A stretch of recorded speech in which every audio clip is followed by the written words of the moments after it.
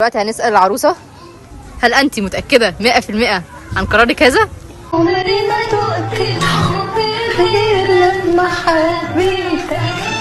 متأكدة بقرار الجواز دوت؟ متأكدة؟ أنا كنت زي الوردة، أنا كنت رايحة بالسكر والضغط والعادو ما يشوفهاش راجعة بالمرارة. دلوقتي هنسأل الأستاذة سلمى تقولي إيه الآيات بمناسبة إنها خلاص هتتجوز وتسيبنا؟ حكيش. بسم الله عليكم، والله اسمع صوت واحد فيكم. ما انا عارفه. مايك بتضحكي ايه؟ ضحكيني.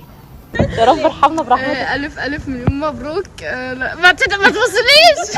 وانت بتضحكوا ليه؟ ما حدش يضحك.